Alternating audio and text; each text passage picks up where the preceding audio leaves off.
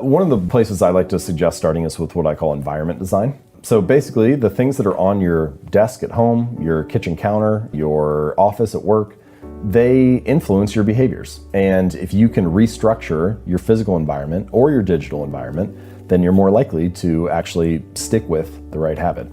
So as an example, a lot of people feel like they watch too much television. So walk into pretty much any living room, where do all the couches and chairs face? They all face the TV. It's like, what is this room designed to get you to do? Now, I'm not saying you have to restructure your entire house, but there are a range of choices you could make, right? You could take the chair and turn it away from the television and have it face a coffee table with a book on it. Or you could put the TV inside a wall unit or a cabinet, something behind doors, so you're less likely to see it.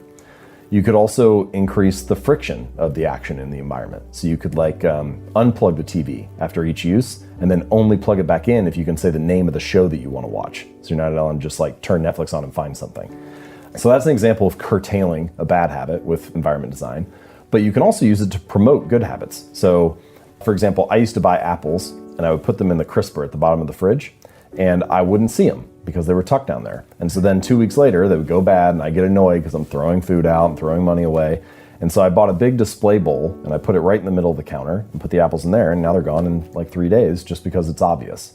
There's a study that I mentioned in the book from Massachusetts General Hospital. They went into the cafeteria at the hospital and they added water to all of the fridges, and they also added some of those little rolling carts that have water in it by the food stations in the cafeteria. And that was all they did. They didn't talk to anybody, they didn't motivate anybody. And then 6 months later, water sales are up 25%, soda sales are down 11%. And I always think that's interesting because if you were to go up to any person in that room and be like, why are you drinking a Coke? They'd be like, I wanted a Coke. Why do you have water? This is what I felt like having.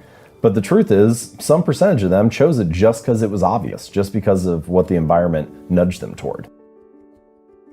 As far as making habits easy, there are a variety of things you can do, but the simplest one is just to scale your habits down to something that is very easy to do. And I like to recommend the 2-minute rule, which basically says you take whatever habit you're trying to build and you scale it down to something that takes 2 minutes or less to do.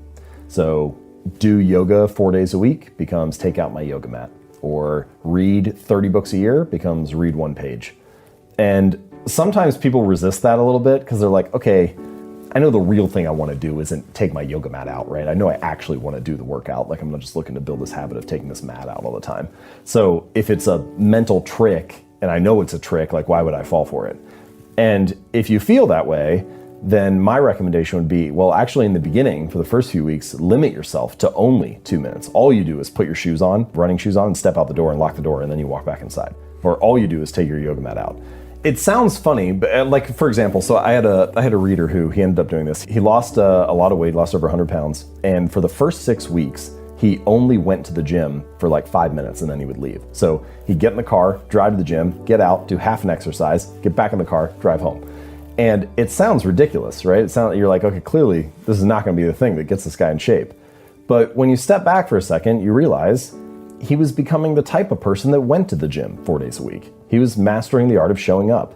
And I think that this is a really deep truth about habits that gets overlooked a lot, which is a habit must be established before it can be improved, right? It has to become the standard in your life, your new normal, before you can worry about optimizing it or expanding it from there. If you don't become the type of person that goes to the gym for 5 minutes, you don't have a chance to be the person who stays for 45 minutes, 5 days a week.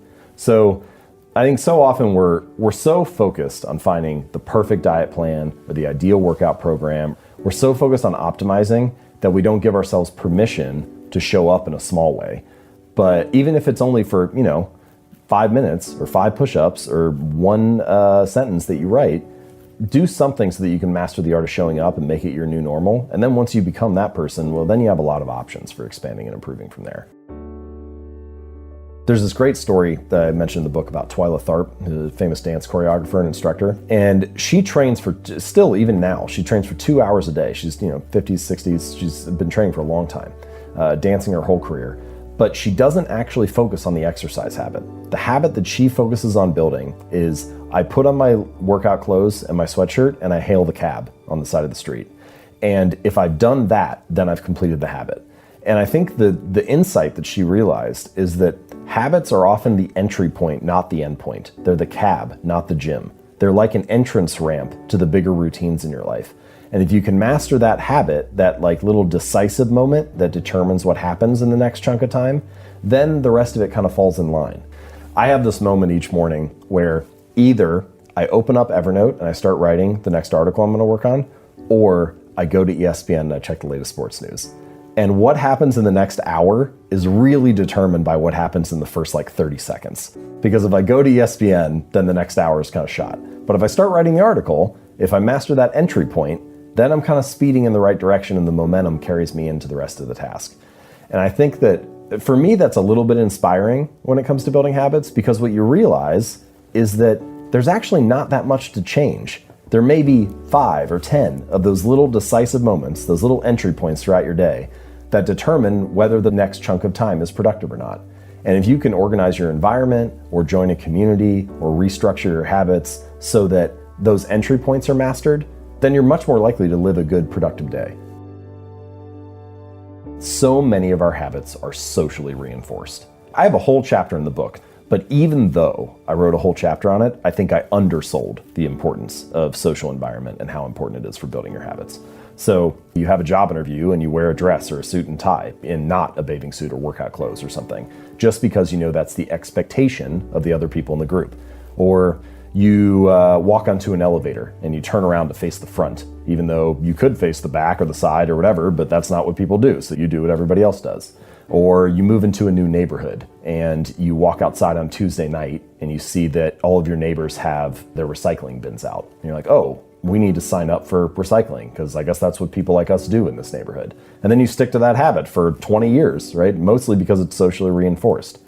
And so there are all kinds of things, the things we do at work, the way we dress, the things we do at school, the religion we do or don't practice, they're all reinforced by the people that are around us. So I think the punchline to this is that you want to join a group, to join a tribe where your desired behavior is the normal behavior. Because if it's normal in that group, then it's going to give you a reason to stick to it, because your habits are going to be a signal to the people around you, hey, I belong too, right? Like I get it, I fit in, I'm part of this tribe as well.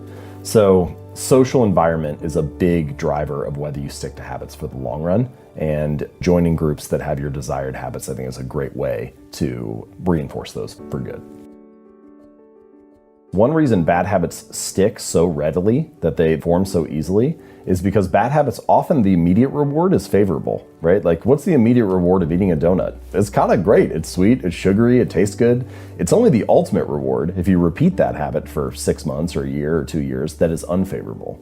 Meanwhile, good habits are often the exact opposite.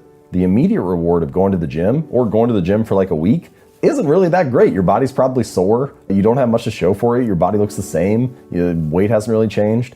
But if you stick to that for 6 months or a year or 2 years, then the ultimate reward is favorable. And so a lot of the challenge of building good habits and breaking bad ones is figuring out how to pull the long-term costs of your bad habits into the present moment, so you feel a little bit of that pain right now and have a reason to avoid it, and pull the long-term rewards of your good habits into the present moment so it feels good and you have a reason to kind of make it through that like valley of death in the beginning and stick with it while you're waiting for those delayed rewards to accumulate.